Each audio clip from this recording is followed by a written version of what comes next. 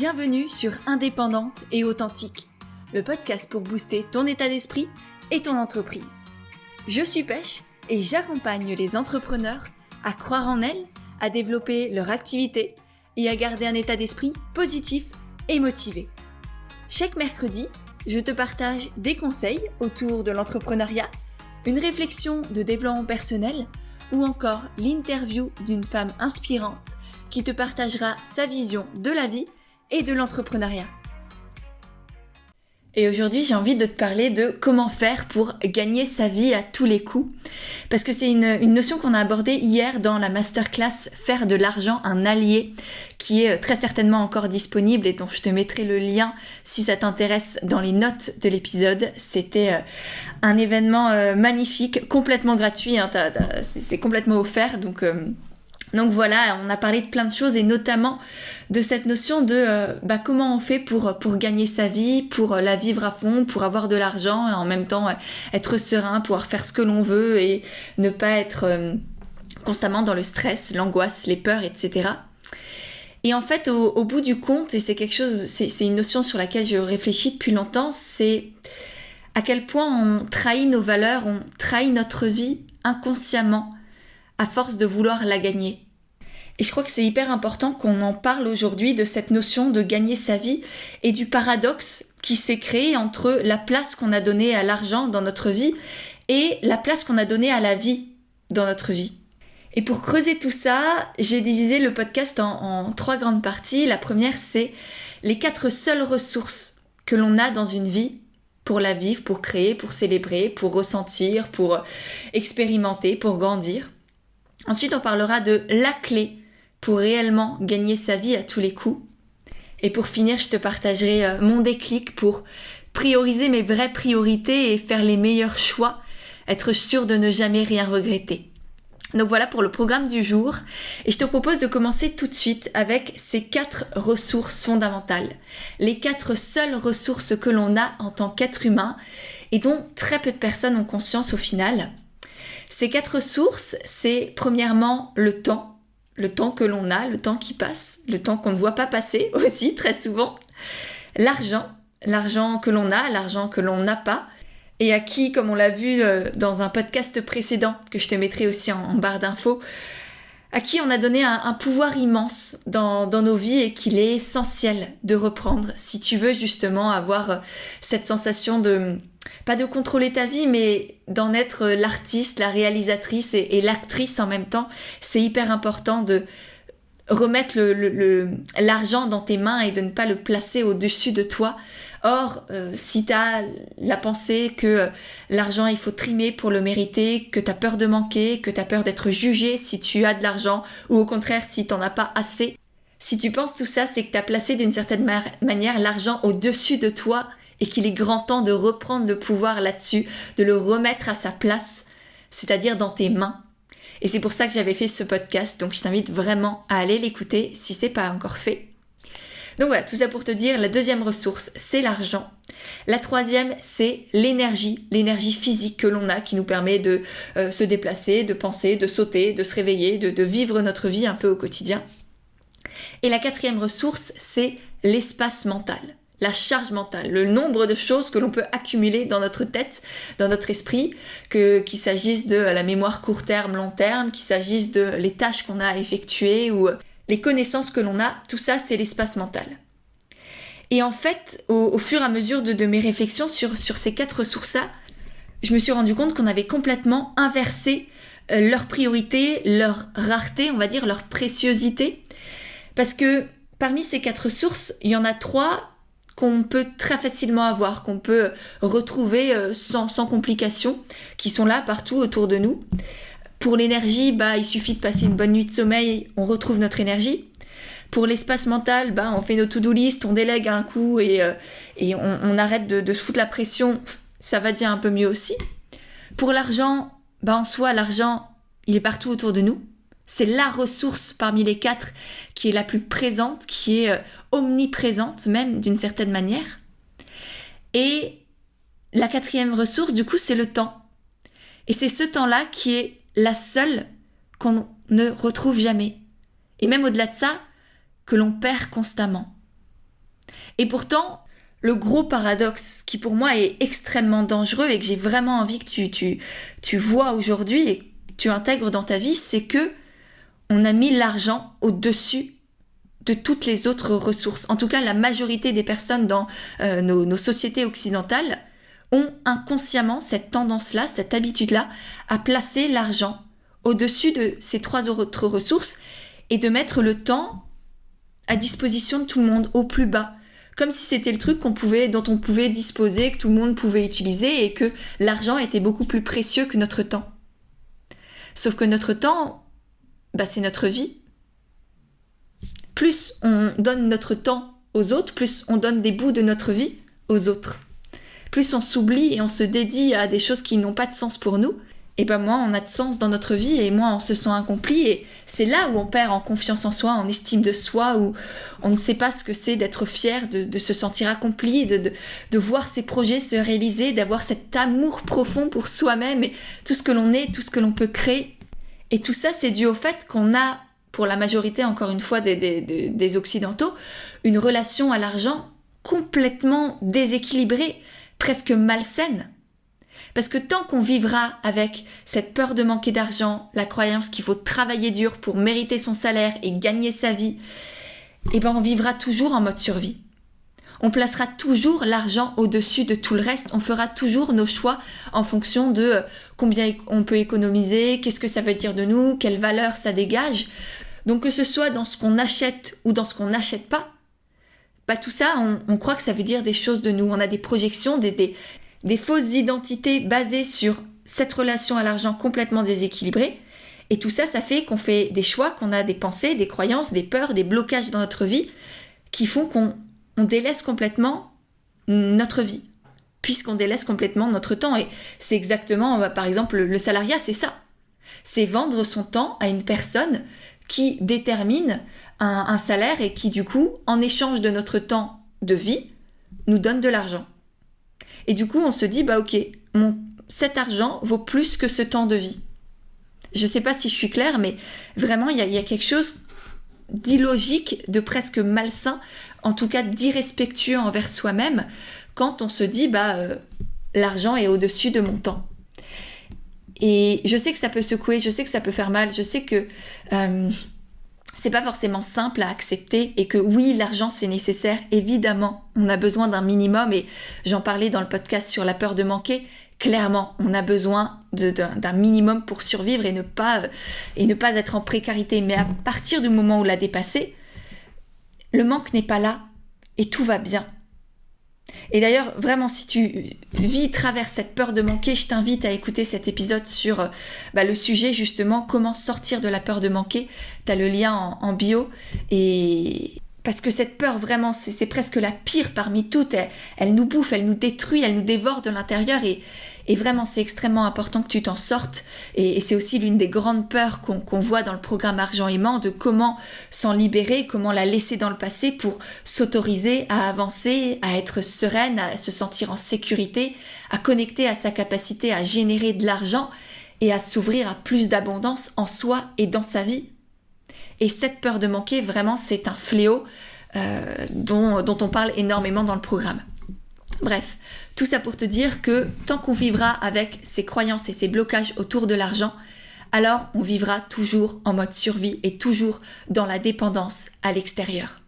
La dépendance à un patron quand on est salarié qui, comme dit, nous fait vendre notre temps contre une certaine somme d'argent qu'on n'a même pas déterminée. Donc c'est lui qui détermine la valeur que l'on apporte et ce que notre temps vaut d'une certaine manière du coup.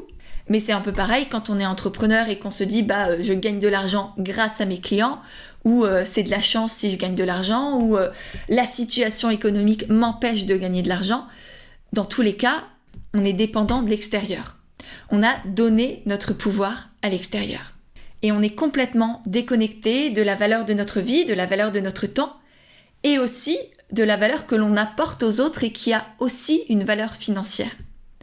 Donc, je ne sais pas comme tu vois à quel point tout est lié et à quel point c'est malsain cette relation que l'on a tant à notre temps qu'à l'argent et que c'est hyper important de désamorcer tout ça, et notamment en travaillant sur son passé, sur les schémas familiaux, sur les fausses identités que l'on s'est créées et qui nous empêchent de nous autoriser, d'accueillir, de nous ouvrir, de vivre vraiment et pleinement sans se dire il faut que je trime, il faut que je souffre, il faut que je prouve.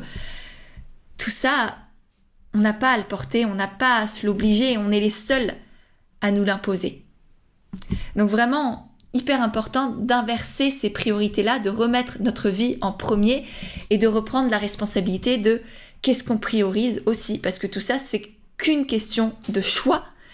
En tout cas essentiellement une question de choix. Encore une fois, à partir du moment où on n'est pas dans la précarité, je préfère le repréciser, et de penser, de choix et de pensée. Donc comment faire pour remettre sa vie en premier, reprioriser sa vie et mettre l'argent à notre service, dans nos mains, pour créer, pour avancer, pour s'autoriser des choses, se faire plaisir, pour offrir, pour contribuer au monde, mais pas pour en être dépendant, pas pour le mettre au-dessus de nous et qu'il dirige inconsciemment qui on peut être, qu'est-ce qu'on peut faire, qu'est-ce que l'on pense de soi, etc. Donc les clés pour arriver à se libérer de tout ça, ça va être tout d'abord de choisir d'arrêter de subir. La première étape, c'est vraiment à l'intérieur de toi, entre toi et toi. Qu'est-ce que tu décides de faire ? Est-ce que tu décides de te choisir, de vivre dans la liberté, la sécurité à l'intérieur, l'audace, le courage, l'amour ? Ou est-ce que tu décides de vivre dans la dépendance, dans la peur, dans le manque, dans les projections sur un futur hypothétique qui n'existe pas et que tu es juste en train de créer dans ta tête et qui t'empêche de vivre au présent ? Donc vraiment, c'est une question que chacun devrait se poser en conscience. Et parfois, c'est compliqué. Parfois, on n'a pas les ressources à l'intérieur. Parfois, on est tellement terrorisé de tout et de partout qu'on préfère effectivement vivre dans la dépendance et en se cachant, en faisant l'autruche d'une certaine manière. Et peut-être que tu en as besoin aujourd'hui, mais peut-être que tu en as marre de vivre dans ce mode survie et que tu as envie d'en sortir. Et dans ce cas-là, c'est toi qui as le pouvoir de décider d'en sortir, de te choisir, d'arrêter de subir et de connecter à cette sérénité, cette confiance, cette fierté, cette capacité que tu as aussi, encore une fois, à générer de l'argent et à t'ouvrir à l'abondance. On l'a tous, c'est juste qu'on ne sait pas comment s'y connecter, on nous y a pas appris et c'est vraiment l'un des enjeux aussi du programme Argent Aimant, de t'accompagner à connecter à cette capacité en toi à générer de l'argent, quelle que soit la situation, quel que soit ton compte bancaire. L'idée, c'est que tu saches que tout ira bien parce que tu as en toi les capacités de t'en sortir et d'avoir de l'argent. Ensuite, la deuxième clé, si effectivement tu choisis de te choisir, c'est de te libérer de ces peurs, de ces croyances, de ces schémas familiaux, de ces fausses identités que tu t'es créées pour te protéger à un moment donné et qui aujourd'hui te tirent vers le bas parce que tu n'as plus besoin de te protéger, parce que tu es en sécurité. T'es là avec toi, t'es entouré d'amour. Je suis certaine que t'as des gens qui t'aiment. Si tu m'écoutes, t'as un toit sur la tête, t'as très certainement peut-être un téléphone portable. Donc t'as de quoi vivre. Peut-être pas avec autant de faste et de grandeur que tu le souhaiterais, mais tout va bien, là déjà. Et donc, c'est vraiment un processus à faire là maintenant pour te libérer de toutes ces peurs-là, notamment de la peur de manquer, comme j'en parlais. Ça peut être aussi la peur de ne pas mériter, la peur de réussir, la peur d'échouer, de ne pas y arriver, de ne pas t'en sortir, d'être jugé par ta famille, qu'on se dise « mais c'est qui celle-là, d'où elle sort pour gagner autant d'argent ?» Et donc encore une fois, je te renvoie au podcast de la semaine dernière qui devrait énormément t'aider sur tout ça, ainsi qu'à la masterclass. Si tu l'as pas encore regardé, regarde le replay et inscris-toi si c'est pas fait, parce que vraiment elle est remplie de pépites et tous les retours que j'ai eu à la fin, c'était extraordinaire. Donc je suis très heureuse d'avoir pu partager ce moment avec vous et d'avoir transmis tout ça. Et je pense que ça t'aidera aussi beaucoup. Donc, deuxième étape, te libérer de tes peurs, de tes croyances, de tes fausses identités qui t'empêchent d'avancer. Ensuite, conscientiser ta capacité à créer de la valeur et de l'argent pour te sentir en sécurité. Encore une fois, on l'a tous, c'est juste un nouveau regard à porter sur soi, de l'amour, du courage et aussi une certaine objectivité. Arrêter d'être dans la fausse modestie constamment pour être sûr de ne pas être jugé, de ne pas passer pour quelqu'un de présomptueux ou d'orgueilleux, etc. il n'y a rien de tout ça. Tu as le droit d'être fier de toi. Et c'est même un devoir qu'on a tous envers nous-mêmes, d'avoir cet amour, d'avoir cette tendresse, d'avoir cette fierté, d'être qui l'on est, et de savoir tout ça et d'avoir tellement de choses à apporter. Donc arrêtons de nous cacher et osons apporter au monde tout ce que l'on a à l'intérieur de soi. Ensuite, la 4e étape ou 4e clé, c'est de revoir tes priorités de vie. Aujourd'hui, si tu es honnête avec toi-même, qu'est-ce que tu priorises dans ta vie ? Est-ce que c'est le temps de qualité, le temps où tu te nourris, tu te remplis, tu es avec tes proches, tu apprends, tu transmets, tu te sens vraiment vivante et vibrante ? Ou est-ce que c'est l'argent parce que tu vis dans la peur de manquer, tu es dans l'angoisse, dans un futur, dans une projection à l'avenir fait de « et si jamais » d'économie au cas où ? Qu'est-ce que vraiment, honnêtement, tu mets en premier dans ta vie au niveau de tes choix, au niveau de tes pensées ? Qu'est-ce qui t'obsède ? Qu'est-ce qui te fait passer à l'action ? Est-ce que c'est la peur ou est-ce que c'est l'espace du cœur ? Et puis ensuite, évidemment, la dernière étape, c'est de prioriser tes priorités de cœur. En tout cas, si c'est la manière dont tu as envie de vivre, tu peux choisir de rester dans la peur, dans le mode survie, mais tu peux aussi choisir de te dire « Ok, à partir de maintenant, j'arrête de prioriser l'argent qui n'est pas un but en soi, qui est un outil, qui est un moyen, qui est au service de ma vie, mais j'arrête de lui donner ce pouvoir, j'arrête de lui donner cette place et je choisis de me prioriser, de prioriser ce qui compte vraiment, mon temps, mon énergie et tout ce que je fais de ma vie. Tout ce que je m'offre à moi et tout ce que j'offre aussi au monde et à ceux qui m'entourent. Et je sais que c'est loin d'être évident, ce parcours-là, que c'est extrêmement challengeant, que ça fait peur. J'ai mis des années à le traverser. Je me suis fait accompagner, j'ai lu énormément, je me suis posée avec moi-même aussi et surtout parce que c'est, comme toujours dans la connaissance de soi, le cheminement intérieur, c'est une aventure avec soi-même. Parce qu'encore une fois, l'extérieur ne peut rien faire pour nous, en tout cas, si on veut vraiment vivre pleinement, sincèrement, une vie qui nous ressemble, dans laquelle on se sent à sa place. L'extérieur est une ressource inestimable, mais la seule et unique ressource qu'on aura toujours, et la principale, c'est nous-mêmes. Et l'extérieur aura beau être là, si on n'est pas là avec soi, ça changera rien. Donc vraiment, sois là avec toi. Et moi, je sais ce qui m'a aidé dans ce processus, pour te donner un exemple de passage à l'action, ça a été d'arrêter d'économiser constamment à tout bout de champ, au cas où, si jamais, dans cet esprit de pénurie, dans cet état de manque constant, de projection sur l'avenir, et pas forcément très folichon, le futur que je m'imaginais. Donc arrêter d'être dans cette économie, dans cette carapace autour de l'argent, et puis de m'autoriser à avoir un matelas de sécurité, si jamais, pour me mettre en sécurité justement, et arrêter d'y penser et me dire ok, là tu peux vivre pendant quelques temps, et le reste de ton argent, tu vas l'utiliser pour grandir, pour avancer, pour construire ce projet qui te fait rêver. Et du coup, je me suis offert des formations, des programmes, des coachings, des livres, des voyages, des retraites, des choses comme ça. Ce qui me tenait à cœur et ce qui me rendait vivante.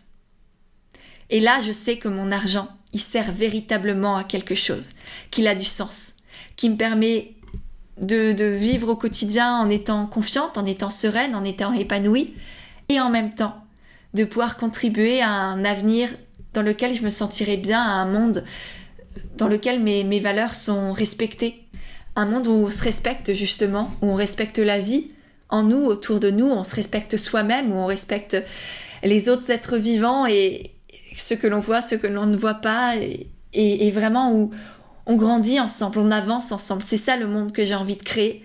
Et pour moi, l'argent est nécessaire. Aujourd'hui, heureusement ou malheureusement, peu importe, mais c'est le cas. L'argent nous donne une certaine puissance, un certain pouvoir, et plus on sera nombreux à nous y connecter, à nous y autoriser, à sortir des peurs du jugement, de pas faire assez, de pas donner assez, de pas pouvoir le gérer, et mieux le monde ira. Parce que l'argent ne nous change pas. L'argent est juste un amplificateur de qui l'on est. Et je sais que si tu m'écoutes, c'est pas pour rien. C'est qu'on a des valeurs en commun. Et c'est que ce monde auquel je crois, t'as aussi envie d'y participer. Donc, je vais t'inviter à t'autoriser. T'autoriser à vivre vraiment, à remettre l'argent dans tes mains, à ton service, au service de ta vie et de ce que tu veux créer aussi, et pas au-dessus de toi. Ne plus subir la peur, mais juste en faire des indications sur ce qui est important pour toi, pour te mettre en sécurité, et puis évidemment connecter à cette capacité que tu as à générer de l'argent. Donc voilà, tout ça, on le voit dans le programme Argent Aimant. Donc si tu as envie d'être accompagné pour apaiser ta relation à l'argent, pour te sentir plus sereine, plus confiante, pour t'ouvrir à l'abondance dans ta vie et dans tout ce que tu vas créer, je serai très heureuse de pouvoir t'y accompagner. Je te mettrai le lien également dans les notes de l'épisode avec tous les podcasts dont je t'ai parlé, donc le podcast sur la peur de manquer et sur comment reprendre le pouvoir sur l'argent, ainsi que la masterclass offerte dont je t'ai parlé aussi et qui honnêtement vraiment va te secouer dans le bon sens du terme. Donc n'hésite pas à me faire un retour dessus si tu l'écoutes. Et puis évidemment, à me faire des retours sur tout ça sur Instagram, à partager le podcast si t'as plu. C'est toujours une belle manière de me soutenir et qu'on puisse échanger et moi de te repartager aussi sur Instagram. Et puis sur ce, je te dis à mercredi prochain pour un nouvel épisode d'Indépendante et Authentique.